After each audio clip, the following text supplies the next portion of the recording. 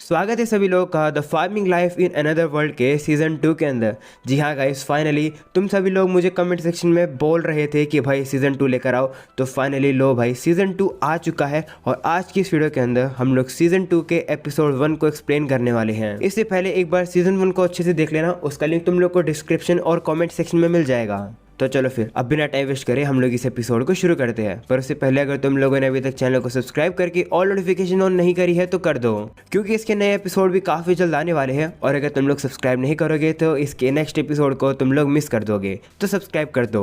Episode की शुरुआत होती है, हम लोग सबसे पहले लास्टी को देखते हैं जो कि सभी लोग को वेलकम करती है। वो कहती है कि इस समय पर मैं इस विलेज के डिप्लोमेटिक रिलेशंस को संभालती हूँ, तुम लोग मुझे लास्टी बुला सकते हो। और अगर तुम लोग को याद नहीं हो तो मैं याद दिला दूं कि ये एक ड्रैगन है। उसके साइड में फ्लोरम भी खड़ी है जो कि काउंट की बेटी है। वो लोग अब कहते हैं कि चलो हम लोग आपको ये विलेज दिखाते हैं। हम लोग को अब पेड़ के ऊपर ज़ाबूटोन के एक बच्चे को भी दिखाया जाता है जो कि सभी को हाई कर रहा होता है। लास्ट ईयर सभी लोग को बताने लगती है कि यहाँ के जो फील्ड है ये यहाँ से लेकर अंत तक दिखते हैं। फ्लोरम भी कहती है कि हाँ, ये जगह इतनी ज्यादा बड़ी है कि हम तुम्हें सारा कुछ नहीं दिखा पाएंगे के बारे में। इसके बाद हम लोग इतने समय बाद सीना को भी देख पा रहे हैं। सीना एक बीस्टमैन है, वो इस समय पर काफी ज्यादा नर्वस है अपना इंट्रोडक्शन देने के लिए। वो अब सभी लोग को दिखा रही होती है यहाँ के टमाटर्स के फार्म। इसके बाद हम लोग को अब सभी एल्फ लड़कियों को भी दिखाया जाता है जो कि हर बार की तरह काफी खूबसूरत लग रही है और फार्म में काम कर रही हैं। हम लोग को यहाँ पर उस स्लाइम को भी दिखाया जाता है। तुम लोग को याद ही होगा कि इस स्लाइम का यूज किया जाता है सारे कूड़े को खत्म करने के लिए। इसके बाद हम लोग को अब डुआफ को भी दिखाया जाता है।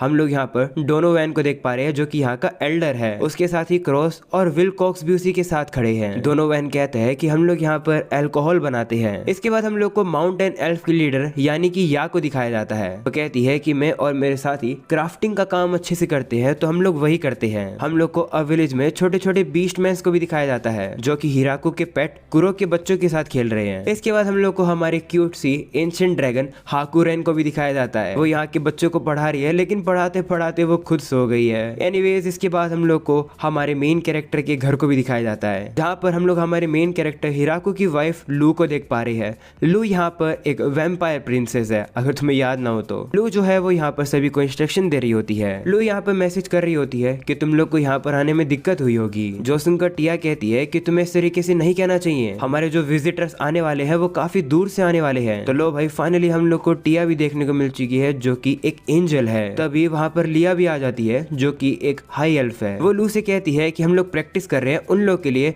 जो लोग नए रहने के लिए आएंगे यहाँ पर, तो हम लोग को सारी चीजें उन्हें इस तरीके से अच्छे से समझानी होंगी और अच्छे से इंट्रोडक्शन देना होगा। वहीं सभी चीजों को फ्लोरा कैप्चर कर रही होती है। फ्लोरा जो कि लू की कजन है, और हम लोग यहाँ पर फ्लोरा के एक फेमिलियर को भी देख पा रहे हैं जिसका नाम है कैमरा, और उसी का ही यूज करके वो लोग वीडियो रिकॉर्ड कर रहे हैं जिससे कि जो लोग यहाँ पर नए नए रहने आएंगे उन्हें सारी चीजें पता चल जाए। और अब इस वीडियो के अंत में मैसेज देने की बारी आती है हिराकू की। तो लो भाई, फाइनली हमारा मेन कैरेक्टर आ चुका है इतने सालों बाद वापस। काफी खुशी हो रही है ना। एनीवेज, जिसके बाद अब हिराकू कहता है कि मैं यहाँ का मेयर हूँ, मेरा नाम है हिराकू और मैं सभी लोग का स्वागत करता हूँ इस ग्रेट ट्री विलेज के अंदर। एनीवेज, इसके बाद हम लोग को अब कुरो को भी दिखाया जाता है जो कि हिराकू का सबसे पहला पेट था। साथ में हमें ज़ाबूटोन को भी दिखाया जाता है, ये भी हिराकू की पेट थी जो कि यहाँ पर कपड़े बना रही है। अगले सीन में अब हिराकू हम लोग को बता रहा होता है कि अब तक हमारी स्टोरी कहाँ तक पहुंची है। हिराकू कहता है कि मैं चाहता था एक पीसफुल फार्मिंग लाइफ जीना, लेकिन भगवान के इंटरफेयर करने की वजह से मुझे फार्मिंग लाइफ मिल तो गई, लेकिन एक दूसरी दुनिया के अंदर। इस दूसरी दुनिया के अंदर आकर मैंने यहाँ पर काफी सारे नए दोस्त बनाए और अब मैं इस ग्रेट ट्री विलेज का मेयर हूँ। ये जगह हम सभी लोगों ने एक साथ मिलकर बनाई है। अगले सीन में हम लोग अब देखते हैं कि आज विलेज के सभी लोग काफी ज्यादा तैयारियां कर रहे हैं और काफी सारा काम कर रहे हैं। ऐसे इस वजह से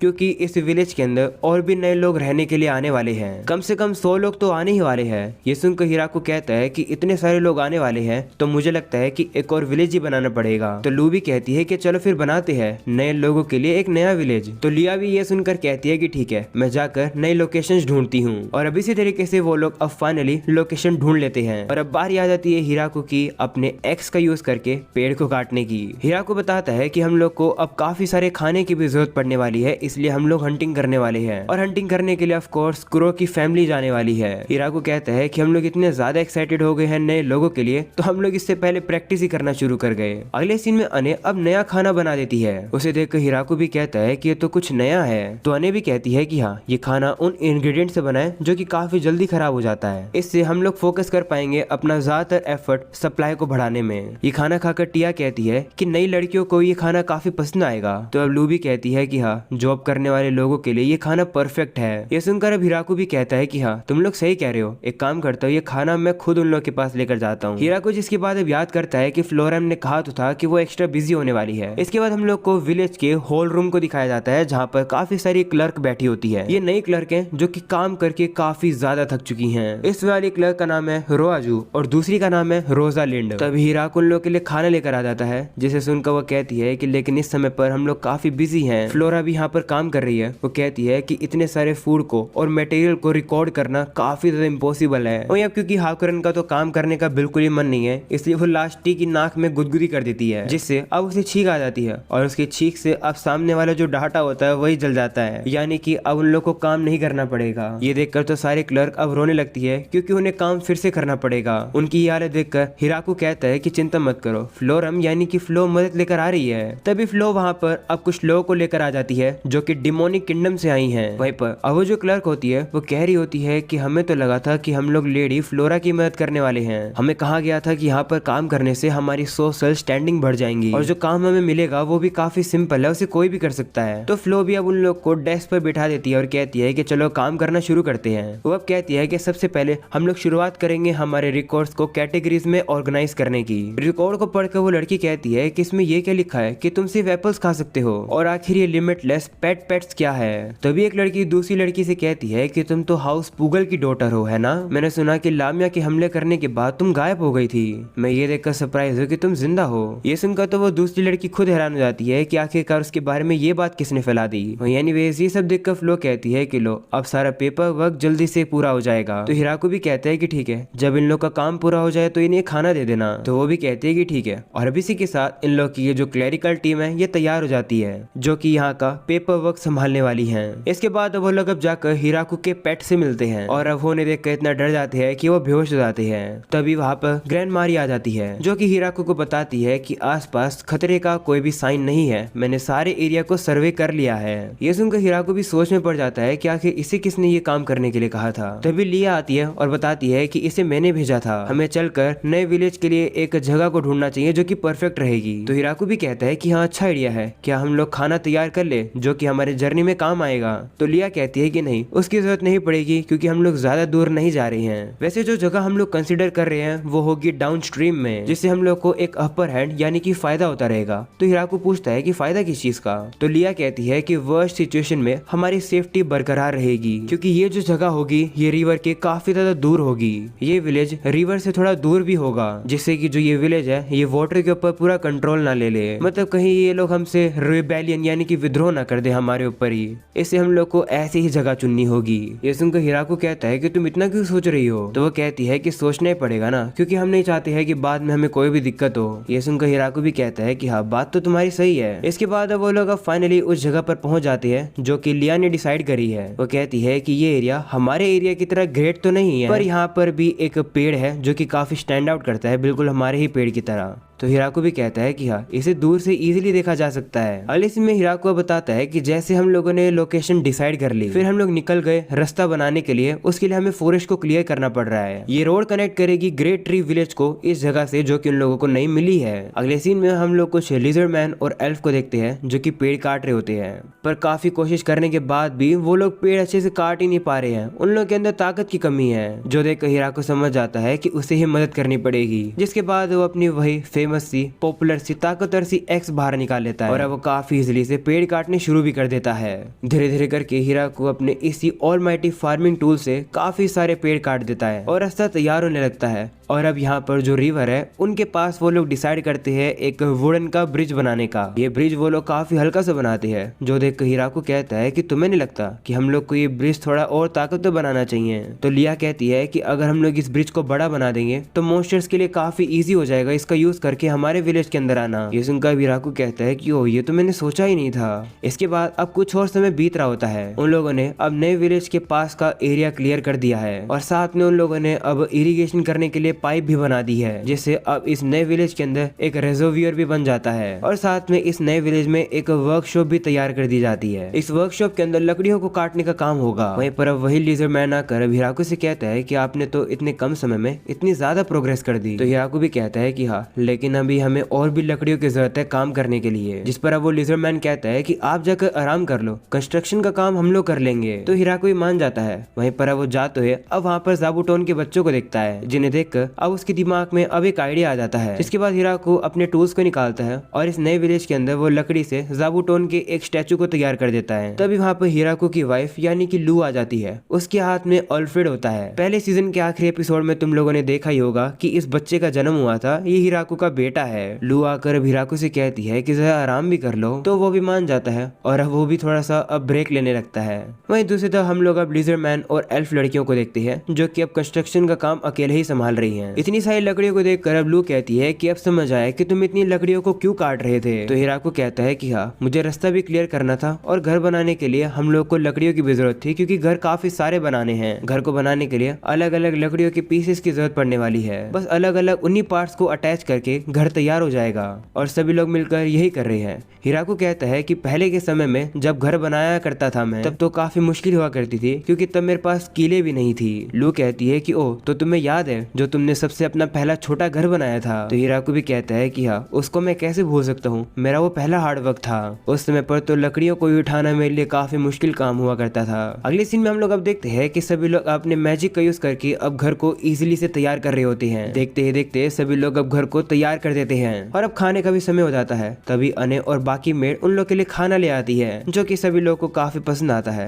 इसके बाद वो लोग अब फिर से काम पर लग जाते हैं और अब फाइनली जैसे ही कुछ समय बाद अब आकर हिराकू देखता है, तो वो देखता है कि विलेज तो अब तैयार हो चुका है। हिराकू कहता है कि सभी की मदद की बदौलत अब ये नया विलेज बनने लगा है। तो लिया भी कहती है कि हाँ, आखिरकार तुम कितने एक्सपेक्ट कर रहे हो कि यहाँ पर कितने लोग रहने के लिए आएंगे। तो हिराकू कहता है कि कुछ कह नहीं सकते हैं, कोई एग्जैक्ट नंबर नहीं पता मुझे। तभी वहाँ पर वही मैसेंजर आ जाती है, जो कि लॉर्ड ड्राइमे की तरफ से मैसेज लेकर आई है। वो कहती है कि ड्राइमे ने कहा है कि वो नए लोगों को अभी ला रहे हैं। अगले सीन में हम लोग को अब लॉर्ड ड्राइमे को ही दिखाया जाता है, जो कि उड़कर अपने ड्रैगन वाले फॉर्म में आते हैं, लेकिन अब इस विलेज में आते वो अपने ह्यूमन फॉर्म को ले लेते हैं। वो अब हिराकू से कहते हैं कि जल्दबाजी के लिए माफी चाहता हूँ, लेकिन जितना मैंने सोचा था सिचुएशन उससे भी ज्यादा प्रेशरिंग है। तो हिराकू अब कहता है कि तुम्हें आने की जरूरत नहीं थी, तुम किसी को भेज देते ये बात बताने के लिए। तो वो कहता है कि मैंने एक Y1 मैसेंजर को भेजा तो था, लेकिन लगता है कि उड़कर मैं ही उससे जल्दी पहुंच गया। माफ करना, मैं थोड़ा सा जल्दी में था। दरअसल जिन लोगों को मैं लाया हूँ इनको मिनोटोर्स कहा जाता है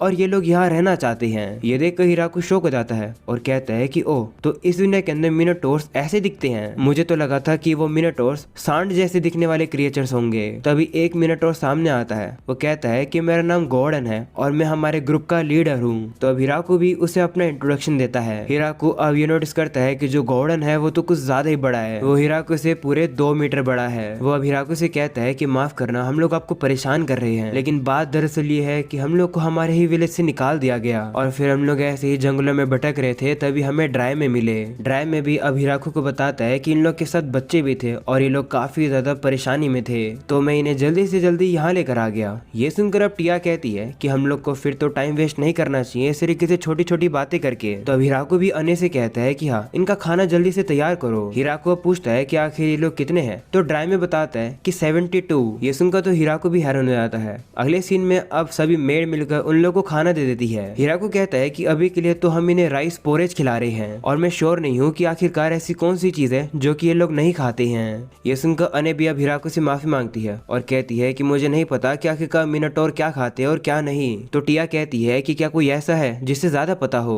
तभी एक लिजर्ड मैन जिसका नाम है नार्फ वो सामने आता है और कहता है कि मुझे पता है। ये सुनकर हिराकू कहता है कि तुम्हें कैसे पता। तो वो कहता है कि मैंने कुछ समय कुछ मिनोटोर्स के साथ बिताया था अपने पिछले विलेज में, आप मुझे बस परमिशन दे दो, इन लोग को जो भी चाहिएगा मैं इन्हें दे दूंगा। तो हिराकू भी कहता है कि ठीक है। इसके बाद नार्फ अब जाकर उन मिनोटोर से बात करने लगता है और अब वो उन लोगों से अच्छे से दोस्ती भी करने लगता है। ये देखकर हिराकू भी काफी खुश हो जाता है क्योंकि नार्फ काफी काम आएगा। हिराकू अब कहता है कि चलो अब इन लोग को वो घर दे देते हैं जो कि हमने बनाए हैं। जिस पर अब टिया कहती है कि मुझे नहीं लगता कि वो घर हम इन्हें दे सकते हैं। तो हिराकू भी पूछता है कि लेकिन क्यों। और अब जैसे वो लोग वहाँ पर जाते हैं हिराकू को इसका आंसर पता चल जाता है। ऐसा इसलिए क्योंकि इन मिनोटोर का साइज काफी ज्यादा बड़ा है और ये घर काफी छोटे हैं। ये लोग इन घर के अंदर आ तो जाएंगे पर इन्हें काफी भीड़ हो जाएगी। हिराकू के पास और कोई भी चॉइस नहीं बचती है, उसे उन सभी लोगों को अपने ही घर के अंदर लाना पड़ता है। इस जगह को देखकर लिया कहती है कि ये सारी जगह तो भर चुकी है और तो और हमारे गेस्ट को भरने वाली जगह भी भर चुकी है। ये सुनकर हिराकू कहता है कि इसका मतलब है कि हमें जल्दी से जल्दी इनके रहने का इंतजाम कराना होगा। तभी इतने में ही फ्लो वहाँ पर भागते हुए आती है। वो बताती है कि फादर की तरफ से मुझे अभी अभी मैसेज मिला, वो नए लोगों को अभी के अभी लेकर आ रहे हैं। जो सुनकर हिराकू परेशान हो जाता है और कहता है कि वाह ये तो कमाल ही हो गया। अगले सीन में हम लोग को फ्लो के फादर यानी कि बीजल को दिखाया जाता है, जिनकी हालत काफी बुरी लग रही होती है। वो कहते हैं कि माफ करना इतनी जल्दबाजी के लिए। उसकी ये हालत देखकर हिराकू पूछता है कि क्या हुआ, आप तो वो रेफ्यूजीज को नया घर दिलाने के लिए लेकर आने वाले थे। तो बीजल कहता है कि दरअसल चीजें थोड़ी सी गलत हो गई और मुझे फिर फोर्सफुली अपने टेलीपोर्टेशन मैजिक का यूज करना पड़ा, वो भी बार बार और काफी सारे लोगों के ऊपर, उनको एक सेफ जगह तक पहुंचाने के लिए। तो हिराकू कहता है कि ऐसी बात है तो आप जाकर आराम करो। ये सुनकर फ्लो भी अपने फादर को ले जाती है आराम कराने के लिए। जिसके बाद हिराकू भी अब इन नए लोगों को देखता है और अब उसे पता चलता है कि ये जो नए लोग हैं ये है हाफ हॉर्स सेंटोरस। वहीं हिराकू अब उन्हें देख रहा होता है, जो देखकर इनके लीडर गुस्से में आ जाती है। वो हिराकू से कहती है कि अपनी आंखें संभालो, क्या तुम अपने आप को इंट्रोड्यूस नहीं करोगे। तो हिराकू भी डर जाता है। वो कहता है कि मैं हिराकू हूँ, मैं इस विलेज का मेयर हूँ। ये सुनकर वो लड़की कहती है कि मेरा नाम है ग्रूवोल्ड और मैं एक सेंटोरस हूँ। मैं विस्काउंट बिग चीफ रिटेनर की उसकी मैं एक कीन हूँ, यानी कि उसी की रिलेटिव हूँ। वहीं हिराकू को तो पता ही नहीं है कि ये विस्काउंट बिग है कौन। वो कहता है कि शायद से ये कोई नोबल होगा डिमोनिक किंगडम का। वहीं हिराकू उसे कुछ कहता नहीं है, जो देखकर ग्रूवोल्ड कहती है कि आखिर तुम शांत क्यों खड़े हो, मैंने तुम्हें अपनी पोजीशन समझा दी है और मैं ये एक्सपेक्ट कर रही हूँ कि तुम एक एप्रोप्रिएट मेजर लोगे हमारे लिए। तो हिराकू भी अब कहता है कि तुम्हें थोड़ा सा वेट करना पड़ेगा। जो सुनकर वो गुस्से में आ जाती है और कहती है कि क्या हम लोग को और वेट करना पड़ेगा। तभी वहाँ पर एक क्लर्क आ जाती है जिसका नाम है लेटी। वो ग्रूवोल्ड से कहती है कि माफ करना, हमें पता है कि आप इतनी लंबी जर्नी करके थक गई होगी, पर आप जमीन पर आराम कर सकती हो। इस जगह का रिलेशन काउंट क्रोम यानी कि बीजल के साथ है। तो वो भी कहती है कि ठीक है। वहीं ये सब देखकर अब हिराकू कहता है कि मुझे बुरा लग रहा है पर मुझे नोबल लोगों के रूल समझ नहीं आते हैं। अभी के लिए मैं इन्हीं को ही ये काम सौंप देता हूँ करने के लिए। इसके बाद हमें पास्ट का सीन दिखाया जाता है जहाँ हिराकू सभी क्लर्क के पास आकर कहता है कि क्या विस्काउंट बीक को तुम लोग जानते हो। तो सभी कहते हैं कि हम तो नहीं जानते, लेकिन अब लेटिया कहती है कि मुझे परमिशन दो, मैं उन्हें संभाल लूंगी। ऐसा बोलने के बाद वो बाहर आ जाती है। वो अब ग्रूवोल्ड से कहती है कि हाँ हम लोग को इन्फॉर्म तो किया था कि आप लोग आओगे, लेकिन आप लोग टाइम से थोड़ा पहले ही आ गए। तो ग्रूवोल्ड कहती है कि हाँ हमें पता है, लेकिन चाहे कुछ भी हो हमारे रहने के लिए जल्दी से तैयारियां करो। तो लेटिया कहती है कि आखिरकार आप लोग यहाँ पर आई क्यों हो, अगर मैं गलत नहीं हूँ तो आप यहाँ पर हमारी मदद लेने के लिए आई हो। ये जगह आप लोगों की नहीं है, आप लोग यहाँ पर अपने ऑर्डर्स नहीं चला सकते हो। तो मैं आपसे पोलाइटली कह रही हूँ कि इस तरीके से ऑर्डर देना बंद करो। ये सुनकर ग्रूवोल्ड गुस्से में आ जाती है और कहती है कि विलेज की लड़की, आखिर तुम्हारी हिम्मत कैसे है मुझसे इस तरीके से बात करने की। तो लेटिया कहती है कि माफ करना, मैंने अभी तक अपने आप को इंट्रोड्यूस नहीं किया। ऐसे बोलकर अब वो उसे अपना इंट्रोडक्शन देती है। वो कहती है कि मेरा नाम है लेटिया और मैं काउंट ड्रोवा की बेटी हूँ। ये सुनकर तो ग्रूवोल्ड भी हैरान हो जाती है। वही लेटिया उससे कहती है कि क्या मैं पूछ सकती हूँ कि आप लोग कहाँ से आए हो, शायद हम लोग को ये बात कहीं और जाकर करनी चाहिए। वही अब ग्रूवोल्ड सोचती है कि जिस फैमिली से लेटिया है वो तो एक काफी ज्यादा हाई रैंक की फैमिली है और जो विस्काउंट बीग है वो भी उसके अंडर में आती है, यानी कि जो ग्रूवोल्ड है वो तो सबसे नीचे आती है। उसे अपनी गलती रियलाइज हो जाती है। वो समझ जाती है कि अगर लेटिया हिराकू के लिए काम करती है तो हिराकू कितना ज्यादा इंपॉर्टेंट पर्सन है। वो हिराकू से आकर माफी मांगती है क्योंकि उसने हिराकू से बुरी तरीके से बात करी थी। तो अब हिराकू भी अब उसे माफ कर देता है। वही लेटिया अब हिराकू से कहती है कि क्या इन लोगों को संभालने का काम मैं कर सकती हूँ, क्योंकि इन लोगों का मेरी फैमिली के साथ एक कनेक्शन है। तो हिराकू कहता है कि ठीक है फिर तुम ही संभालो इन्हें। वैसे सब कुछ ठीक तो है ना,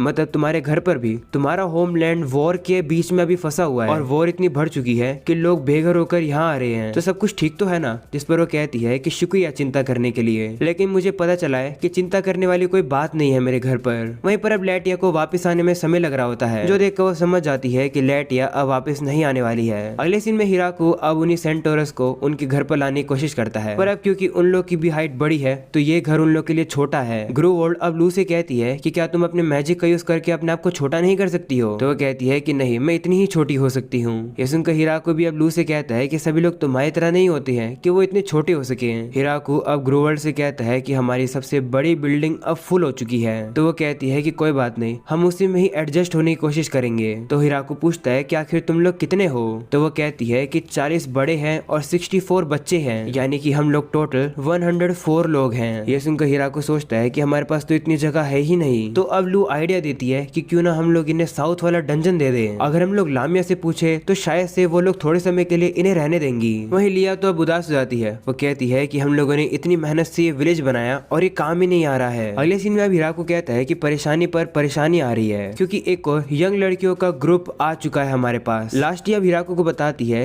कि ये लोग लामिया को मिली थी, ये लोग जंगल में भटक रही थी तो हम लोग इन्हें यहाँ लेकर आ गए। वहीं ये सुनकर अब हिराको हैरान हो जाता है कि ये लोग नंगे पैर आए हैं। वो कहता है कि इतना खतरा और मॉन्स्टर होने के बावजूद भी ये लोग नंगे पैर चल कर आए हैं। हिराको देखता है कि एक लड़की के हाथ में एक लकड़ी है। वो सोचता है कि आखिर ये क्या है। ऐसा बोलने के बाद अब उनसे कहता है कि मैं यहाँ का मेयर हूँ, पर अब वो कोई जवाब ही नहीं दे रही होती है। जो देखकर हाकुरन कहती है कि लगता है कि ये लोग ज्यादा बात नहीं करती हैं, या फिर ऐसा भी हो सकता है कि ये लोग नर्वस हैं। तभी अचानक से वो जो लकड़ी का टुकड़ा है वो अब बात करने लगता है। वो कहता है कि माफ करना पर हम लोग को बोलने की आदत नहीं है। ऐसा बोलकर वो कहता है कि तुम मुझे ईगू बुला सकते हो। ये देखकर हिराको हैरान हो जाता है कि ये लकड़ी बात कर सकती है। हिराको को पता चलता है कि ये जो लड़कियां हैं ये थोड़ी सी वुड स्पिरिट्स हैं। इन लोगों के पास एक ऐसी एबिलिटी है जिसका यूज करके ये लोग अपने आप को पेड़ बना सकती हैं, और जब भी इनके सामने कोई मॉन्स्टर आता है तो ये लोग अपनी ट्री की फॉर्म में आ जाते हैं। पर जब ये लोग अपनी ट्री वाली फॉर्म में होते हैं और इनके ऊपर कोई हमला कर देता है तो ये वापस से इंसान बनने की एबिलिटी को कुछ समय के लिए खो देते हैं, यानी कि ये लोग वापस से इंसान कुछ ही समय बाद बन पाते हैं, ना कि तुरंत। वहीं ईगो बताता है कि मैं छोटा इसलिए हूँ जिससे मुझे इजिली ट्रांसपोर्ट किया जा सके। ईगो अब ये भी बताता है कि इंसानों ने इतने ज्यादा पेड़ काट दिए जिसकी वजह से हमारी लैंड के ऊपर बाढ़ आ गई, और फिर हम लोग को अपनी लैंड से निकलकर फॉरेस्ट ऑफ डेथ को पार करना पड़ा। फिर हमें माइकल नाम का एक मर्चेंट मिला और उसने ही हमें तुम्हारे इस विलेज के बारे में बताया।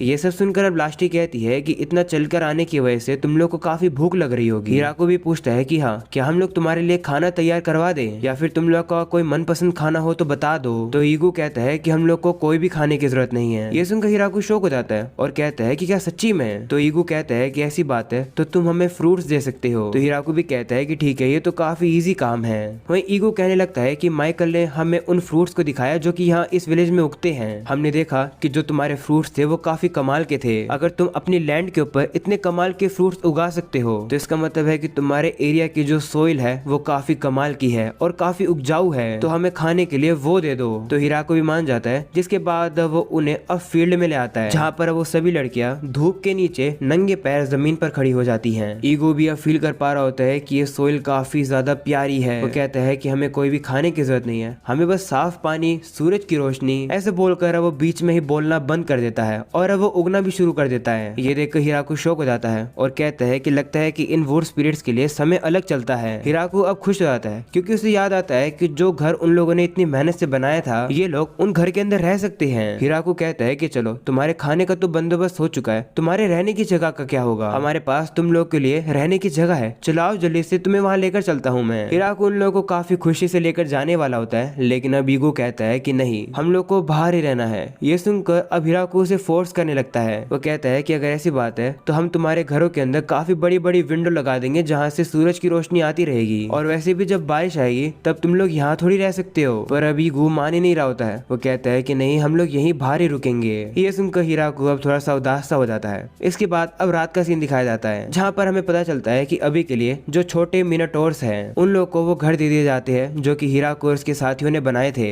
और जो सेंटोर्स है वो इस समय पर अस्तबल में रह रहे हैं, और ये जो वुड स्पिरिट्स है वो तो अभी भी फील्ड में ही खड़ी हैं। मैं श्योर नहीं हूँ कि इन लोग को रात में वहाँ पर देखना मुझे अच्छा लगेगा या फिर नहीं, और पता नहीं कि मुझे इन लोग को वहाँ पर देखने की आदत बनेगी या फिर नहीं। हिराको अब कहता है कि अभी के लिए जो हमने दूसरा विलेज बनाया था वो तो अभी के लिए खाली रहेगा। अभी के लिए हम लोग को इन मिनोटोर्स के लिए घर बनाने की तैयारी करनी होगी, क्योंकि अगर हम लोग ऐसा नहीं करेंगे तो हमारा घर काफी भरा भरा लगेगा। टिया अब कहने लगती है कि हम लोग को खाने की, कपड़े की और भी बाकी चीजों की जरूरत पड़ेगी। तो हिराको कहता है कि हाँ, अभी के लिए हम लोग जो मैनेज कर सकते हैं उससे शुरू करते हैं। वही लिया तो काफी ज्यादा थकी हुई होती है, तो हिराको से कहता है कि इस तरीके से पढ़ो मत, तुम्हें चलकर नए घरों को डिजाइन करना है। ये सुनकर तो अब वो काफी एक्टिव हो जाती है और कहती है कि चलो फिर बड़े बड़े घर बनाते हैं इस बार। तो हिराको कहता है कि हाँ, वो घर हम लोग को 72 मिनोटोर और 104 सेंटोर के लिए बनाना है। ये सुनकर वो कहती है कि चलो फिर तो और मजा आएगा, और अब वो काम करने के लिए तैयार हो जाती है। अब एपिसोड के एंडिंग में हम लोग को लेटिया और ग्रूवोल्ड की कन्वर्सेशन दिखाई जाती है, जहाँ लेटिया की पोजीशन जानने के बाद ग्रूवोल्ड उससे माफी मांगती है रूड तरीके से बात करने के लिए। तो लेटिया उससे कहती कहती है कि कोई बात नहीं, तुम बस एक लीडर के तौर पर अच्छे एक्शन ले रही थी अपने साथियों के लिए। तब ग्रोवोल्ड भी कहती है कि मुझे इससे कोई फर्क नहीं पड़ता कि मेरे साथ क्या हो, मैं बस ये चाहती हूँ कि हमारे बच्चे सेफ रहें। अगर आप लोग हमें नहीं रखना चाहते हो तो कोई बात नहीं, बस हमारे बच्चों को रख लो। तो लेटिया कहती है कि ये चीज तो हमारे मेयर हिराकू डिसाइड करेंगे, ना कि मैं। ऐसा बोलकर वो बताती है कि जो हमारे मेयर हिराकू है वो हम सभी से ऊपर है। मैं भी रैंक में बहुत नीचे आती हूँ, तुम ऐसा मान सकती हो कि मैं तो एक रेत के एक दाने के बराबर हूँ, यानी कि मैं तो एक सैंड के एक दाने की तरह हूँ। ये सुनकर अब ग्रोवोल्ड हैरान हो जाती है और कहती है कि लेकिन तुम तो एक काउंट की बेटी हो। तो अब लेटिया उससे कहती है कि तुम्हें क्या लगता है कि काउंट बीजल, जो कि डीमन लॉर्ड के 4 जनरल में से एक हैं, वो यहाँ पर आते हैं हम लोगों से रिक्वेस्ट करने के लिए। वो हिराकू के सामने एक वर्कर की तरह काम करते हैं हिराकू के लिए। इससे तुम समझ ही सकती हो कि हमारे मेयर हिराकू की रैंक कितनी ज्यादा है। तो मैं होप करती हूँ कि तुम समझ पाओ कि हिराकू के सामने तुम अच्छे से बिहेव करो। अब यही बात सुनकर अब ग्रोवोल्ड हिराकू से माफी मांगने के लिए आई थी, जहाँ हिराकू ने उसे माफ भी कर दिया था। ऑलराइट गाइस, अब इसी के साथ ये एपिसोड यहीं खत्म हो जाता है। और जैसे कि तुम लोग देख ही पा रहे होगे कि ये एपिसोड कुछ ज्यादा ही बड़ा बन चुका है, पर मेरे ख्याल से तुम लोग को ये एपिसोड इतना ही बड़ा चाहिए था। बट चलो एनीवेज, आई होप कि तुम्हें ये वाला एपिसोड पसंद आया होगा। पसंद आया हो तो मुझे लाइक करके जरूर बता देना कि तुम्हें ये एपिसोड कितना पसंद आया। इस वीडियो पर एम करते हैं 5000 लाइक का। इस वीडियो पर 5000 लाइक कर दो, जिससे कि मैं अगला एपिसोड और भी जल्दी लेकर आ सकूं। और हाँ, अगर तुम लोग इस चैनल पर नए हो तो सब्सक्राइब करके ऑल नोटिफिकेशन भी ऑन कर देना, क्योंकि इस चैनल पर तुम लोग को इसी तरीके की इससे कई एनिमे की एक्सप्लेनेशन वीडियो मिलती रहती है। तो या गाइस, आज की इस वीडियो के अंदर हम लोग इतने रखते हैं। मिलते हैं नेक्स्ट वीडियो के अंदर, तब तक के लिए बाय बाय, अपना ख्याल रखो।